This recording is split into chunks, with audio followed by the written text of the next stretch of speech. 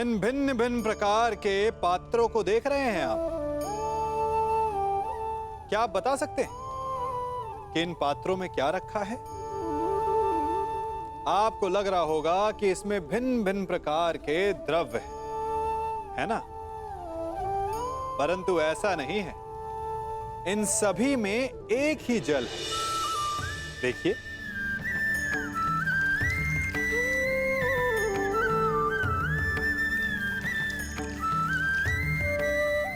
परंतु ये भिन्न भिन्न लगते हैं क्योंकि जिसमें ये जल रखा है उसके रंग को परिभाषित करता है। अब यूं समझिए कि इस पात्र में रखा जल हम हैं और ये पात्र वो संगति है जिसमें हम रहते हैं।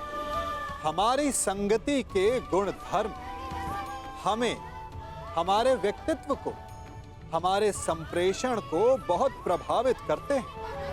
इसलिए अपनी संगति पर जिनके साथ रह रहे हैं उन्हें चुनने में सावधानी बरतें, क्योंकि जल को अपना पात्र चुनने का अधिकार नहीं, किंतु हमें अपनी संगति चुनने का अधिकार अवश्य है। जो वस्त्र हरण करेंगे उनका प्राण हरण होगा। जब जब किसी की आंखें अनुचित होता देखना स्वीकार करेंगी, तब तब उन आंखों को बंद होना होगा। यही नियति है, यही प्रारब्ध है और यही है इस महाभारत का कारण और निवारण।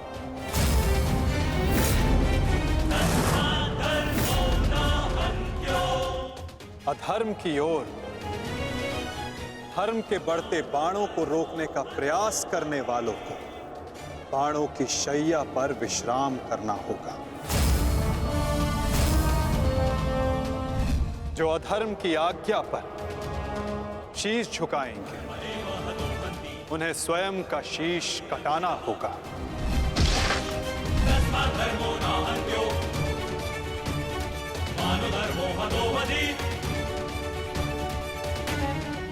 अधर्म को ना किसी का कवच बचा सकता है, ना ही किसी के बाण।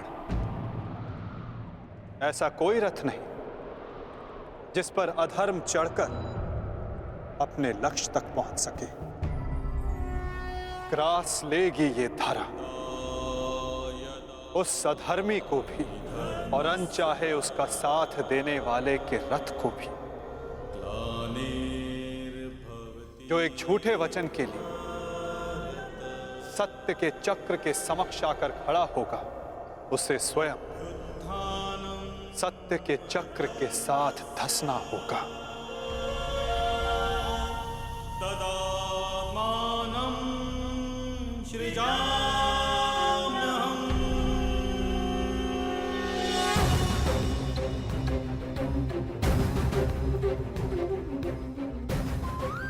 ये तुम्हारे अपमान का नहीं, समस्त स्त्री जाति के अपमान का प्रतिकार है पांचाली।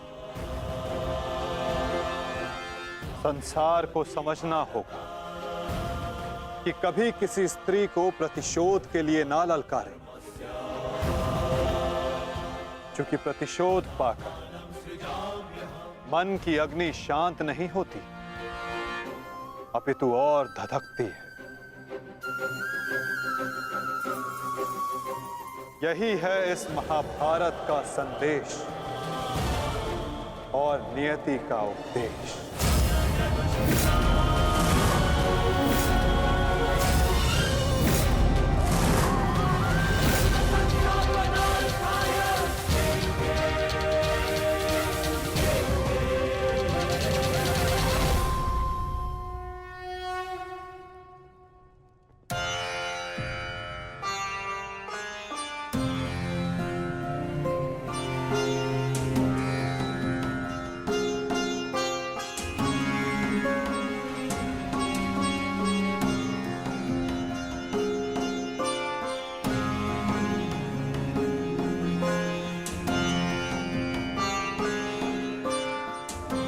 अपने आप को संभालो मित्र।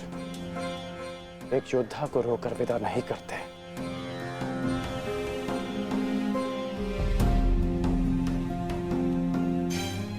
दुशासन का बलिदान जो व्यर्थ नहीं जाने देंगे। आगे बढ़ो मित्र, अपने अनुज की अंतिम विधियां पूर्ण करो।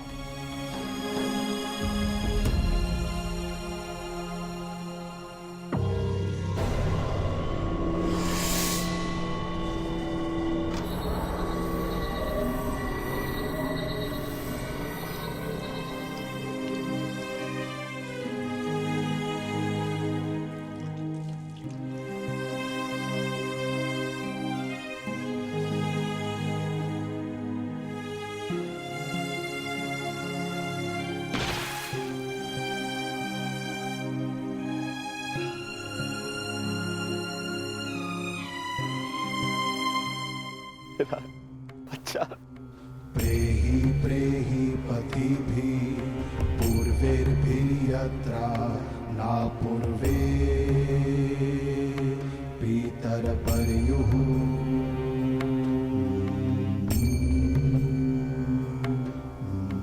भूभराजना स्वधया वरुणं च दिवम्।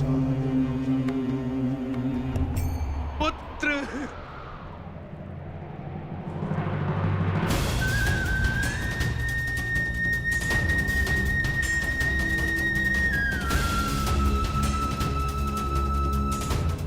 क्यों?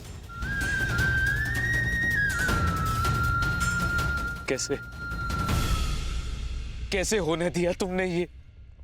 तुम्हारा अनुज तुम्हारा उत्तरदायित्व था, उसकी रक्षा कैसे ना कर पाए तुम? मैं नेत्रहीन हूं पुत्र, परंतु ऐसा प्रतीत होता है जैसे किसी ने मेरा एक नेत्र छीन लिया है।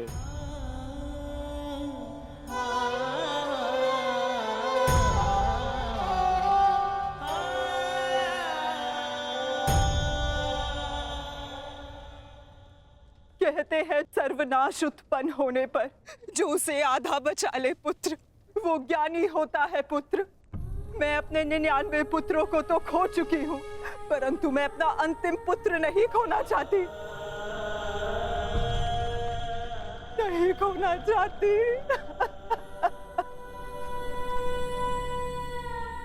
बंद कर दो ये महाविनाश दुर्योधन, और लौट चलो।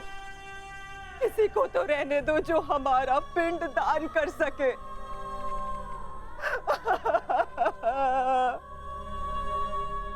चलो पुत्र, लौट चलो। नहीं, अब इस युद्ध को रोका नहीं जा सकता। मैं इस युद्ध के ऐसे पड़ाव पर पहुंच चुका हूं जहां से पीछे लौटना संभव नहीं। ये दलदल या तो मुझे निगल जाएगा और या मैं इसे समाप्त कर दूंगा। अब या तो उन पांडवों का अंत होगा और या तो मेरा। नहीं।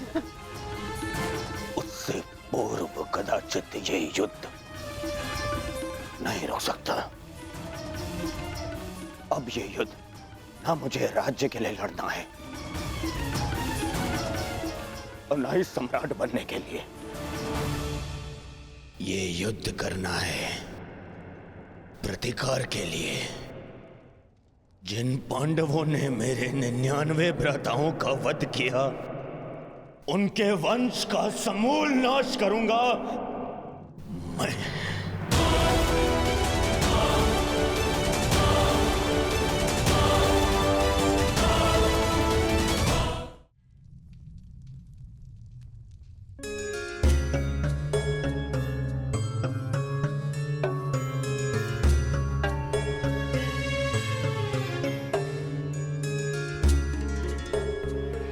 किस चिंतन में डूबे हो युधिष्ठिर?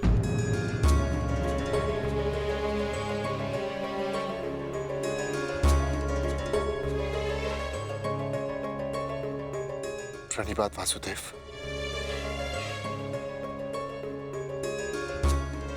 तुमने मेरे प्रश्न का उत्तर नहीं दिया युधिष्ठिर। हाँ वासुदेव, मेरा मन अशांत है। बुद्धि पर जैसे भ्रम की धूल सी जमी है। समझ में नहीं आ रहा है वासुदेव कि इस महायुद्ध से हमें क्या प्राप्त होगा। आश्चर्य, धर्मराज के मन में ऐसा असमंजस। वासुदेव, मैं आपसे निवेदन करता हूं कि मुझे धर्मराज कह के मत पुकारिए। इस धर्म युद्ध में बिखरे अधर्म की छींटें मुझ पर भी पड़ी हैं। मैं धर्मराज कहलाने योग्य नहीं हूं वासुदेव। युद्ध में शरीर और सेना के बल से अधिक महत्वपूर्ण आत्मबल होता है युधिष्ठिर। और इस प्रकार युद्ध के मध्य में सम्राट का मन दुर्बल पड़ जाए, ये उचित नहीं है। तुम ये मत भूलो युधिष्ठिर कि ये महायुद्ध केवल तुम्हारा नहीं है, ये संपूर्ण भारतवर्ष की उस प्रजा का भी है जो न्याय चाहती है, जो अधर्म से मुक्ति चाहती है, जो तुम्हें हस्तिनापुर का योग्य उत्तराधिकारी मानते हैं, जो तुम में भारत का योग्य सम्राट देखते हैं। इस युद्ध में तुम्हें सम्राट बनते देखने के लिए अनगिनत सैनिकों ने अपनी आंखें बंद कर ली युधिष्ठिर, और आज भी अनगिनत सैनिक सज्ज हैं अपना बलिदान देने के लिए। एक सम्राट का कर्तव्य है कि वो अपनी सेना, अपनी प्रजा का मार्गदर्शन करे, ना कि स्वयं दुविधा में फंस जाए।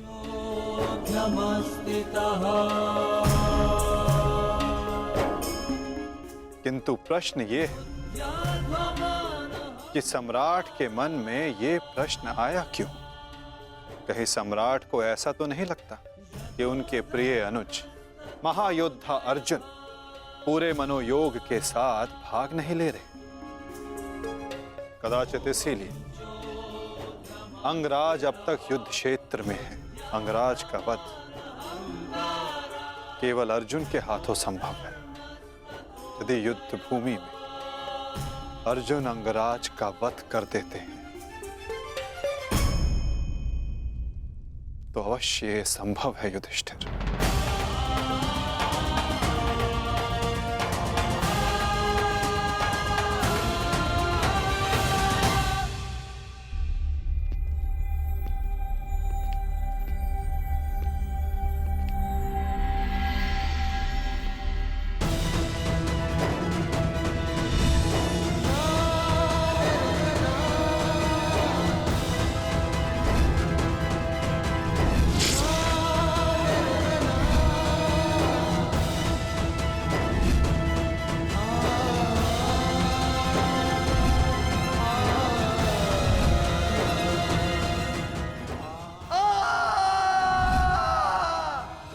मैंने जीवन भर परिवर्तन के लिए संघर्ष किया, क्योंकि जब भी मैंने ऐसा किया तो मैंने लोगों की आंखों में आशा की किरण देखी।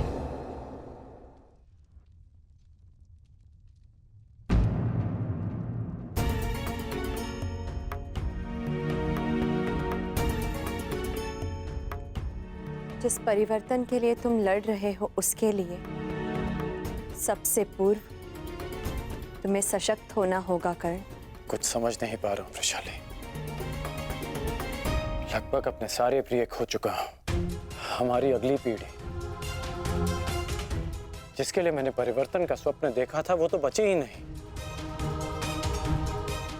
फिर इस परिवर्तन का क्या लाभ?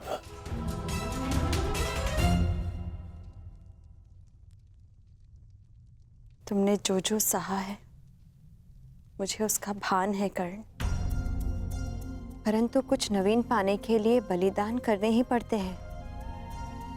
युद्ध में योद्धा वीर गति प्राप्त करता है ये भी जानते थे।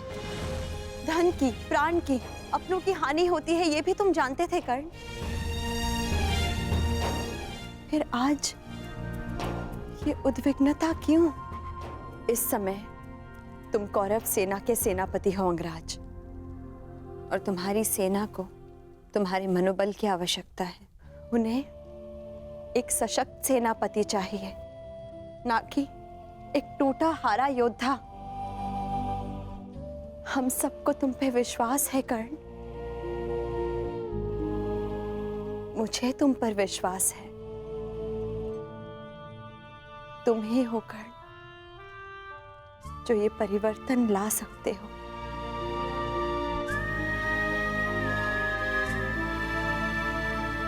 मैंने तुम्हें कितने कष्ट दिए हैं,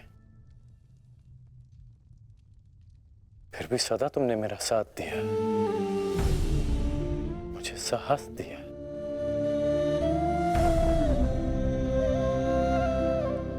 मैंने सदैव परिवर्तन चाहा है, उसमें विश्वास रखा है, पर आज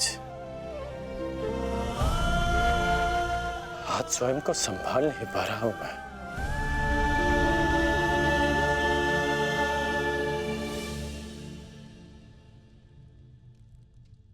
स्वयं को संभालो सर सेनापति,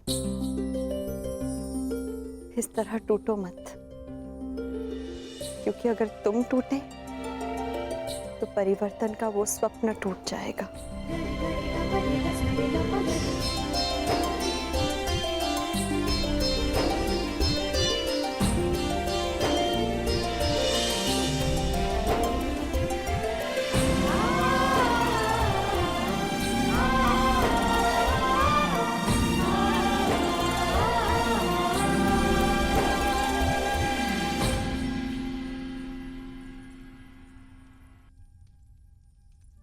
जी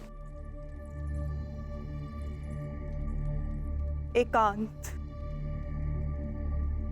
जी मैं कुछ मत कहो कुंती, समय ने मुझे उस मोड़ पर लाकर खड़ा कर दिया है जिस मोड़ पर ना तो मेरे पास कुछ कहने के लिए है और ना ही सुनने के लिए। तुम्हें स्मरण है तुम्हें वो समय कुंती जब हमारे हस्तिनापुर में हर्ष, खुशी, उल्लास और आनंद होता था। मुझे दंभ होता था कि मेरे कक्ष में 100 और तुम्हारे कक्ष में 5 दीपक हैं, परंतु आज मेरा ये कक्ष अंधकार में डूब गया है। एक एक करके इस अभागिन माता ने अपने 99 पुत्र खो दिए हैं। परमात्मा से 100 पुत्रों की माता होने का सौभाग्य पाकर भी आज मेरे दोनों हाथ खाली हैं।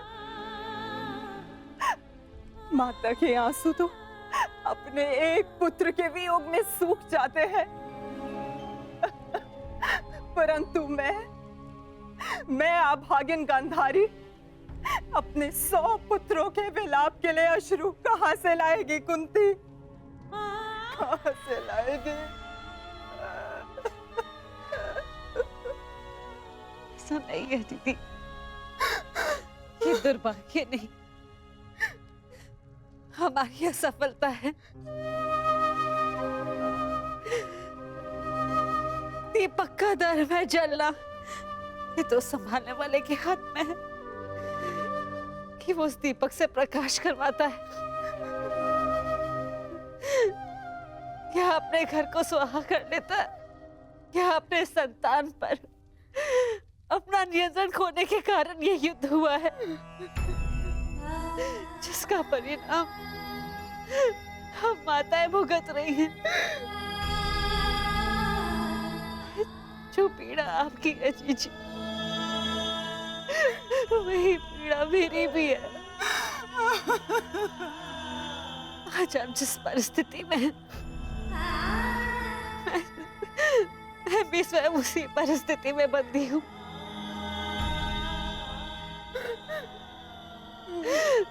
भाइयों को लड़ते देख कौन सी माता प्रश्न हो।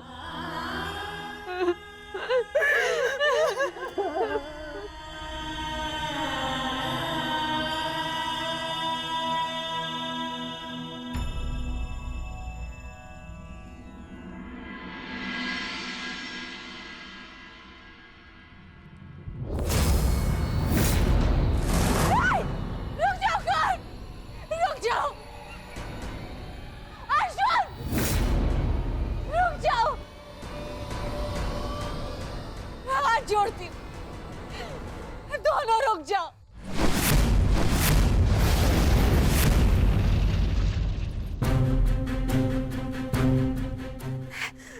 ऐसा नहीं होने दूंगी।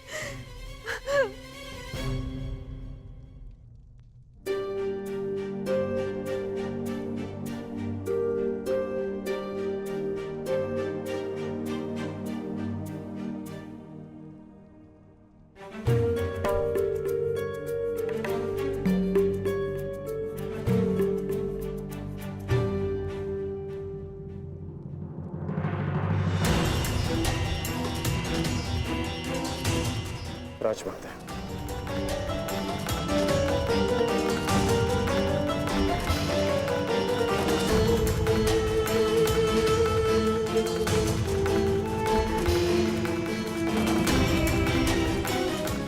बड़ी बात राजमाता, ऐसा क्या हो गया कि आपको इस समय यहाँ आना पड़ा? कुछ शुभ शब्दों ने मेरे मन को व्याकुल कर दिया है। मैं समझ सकता हूँ। जिस माता के सारे पुत्र युद्ध पर हों, उस माता का मन व्याकुल होना स्वाभाविक है। बात ये नहीं है, मैंने दुस्वप्न देखा। कैसा दुस्वप्न? तुम बांध छड़ा आगे जा रहे हो, अर्जुन भी सजा है, और दोनों ने बांध संधान कर दिया,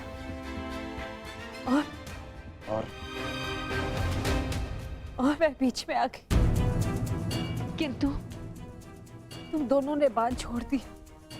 फिर क्या हुआ? फिर मेरा सपना टूट गया। जो स्वप्न आपने पूरा देखा ही नहीं, उसके लिए आप व्यथित क्यों हो रही हैं? मैं व्यथित हूं क्योंकि बाण किसी का भी हो, किसी की भी छाती भेदे, पीड़ा मेरे को ही होनी है। संसार की दृष्टि में आपकी कोख 5 बार भरी है। ये आपका दुर्भाग्य था या मेरा प्रारब्ध? हमें इसे स्वीकारना होगा राजमाता। तुमसे विनती करती हूँ, इस युद्ध को त्याग दो। क्या ये विनती आप अर्जुन से कर सकती हैं? बताइए।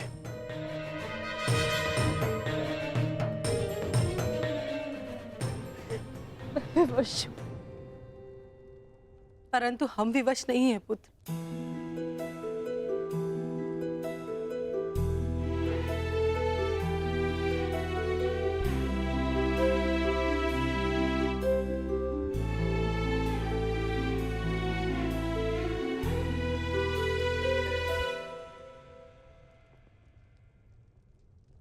छोड़ दो ये युद्ध पुत्र, छोड़ दो।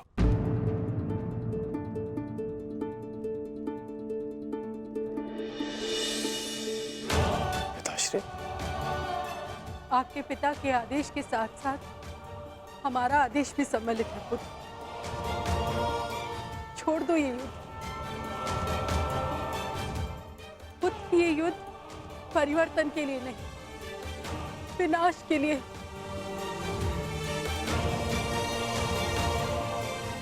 समझ लो कि हम अपने पालन पोषण के ऋण का मूल्य मांग रहे हैं तुमसे।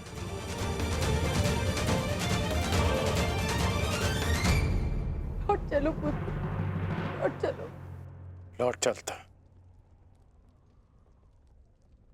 लौट चलता यदि मैं केवल राधेकरण होता।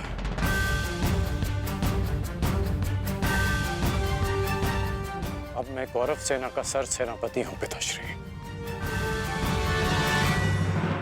मैं नहीं लौट सकता।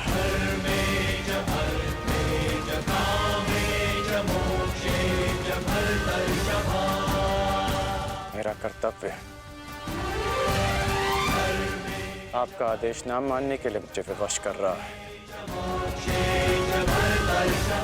मैं नहीं लौट सकता माता। ब्रह्म मुहूर्त में देखा गया सपना सत्य नहीं होता है पुत्र।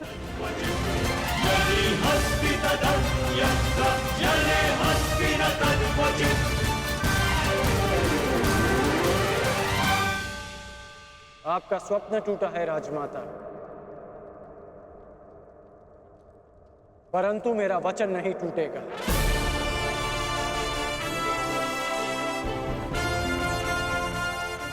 सूर्योदय होने को है। मेरा अर्घ देने का समय हो गया।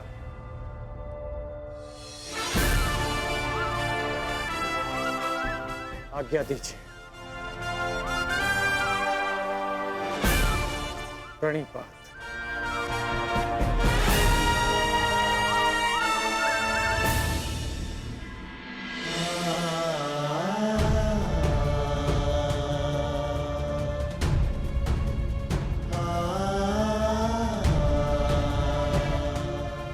आज्ञा दीजिए पिताश्री। आयुष्मान भव।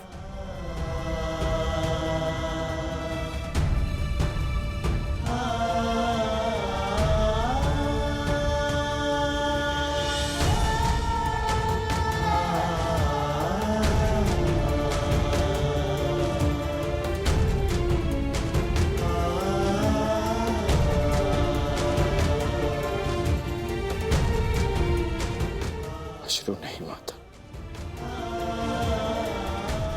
चलता।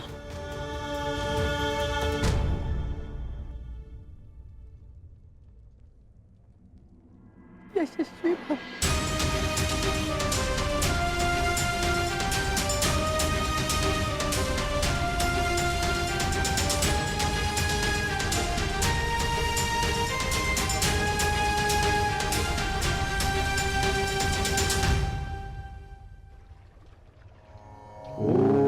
सूर्याय नमः।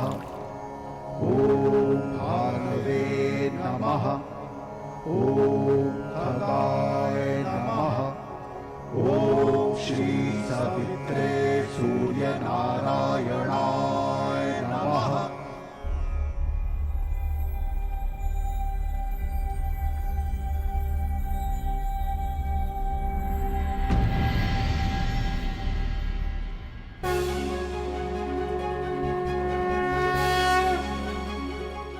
प्रणाम गुरुदेव, प्रणाम।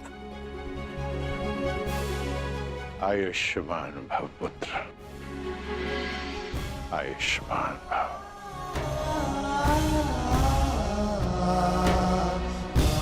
गुरुदेव आप यहाँ? मैं तुम्हें कुछ स्मरण कराने आया हूँ राधे।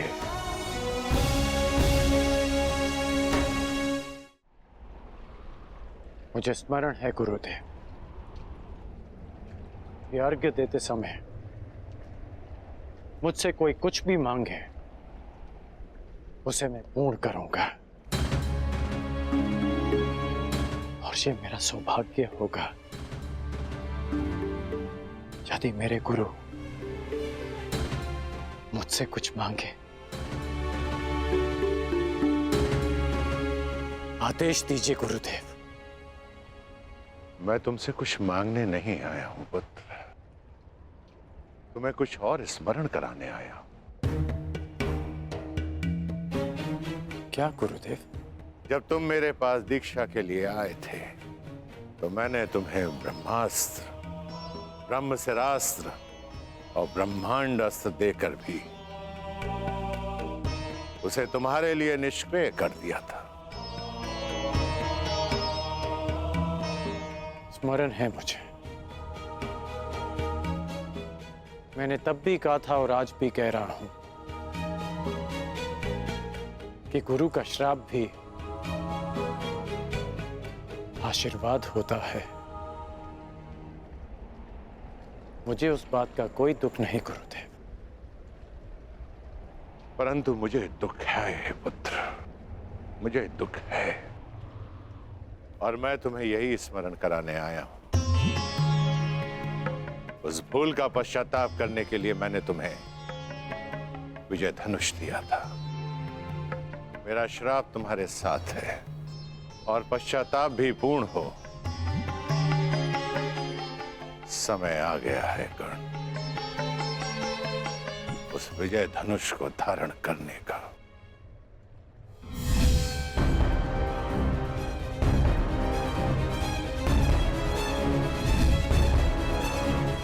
विजय धनुष का आवाहन करो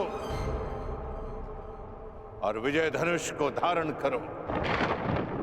जब तक वो विजय धनुष तुम्हारे हाथों में रहे,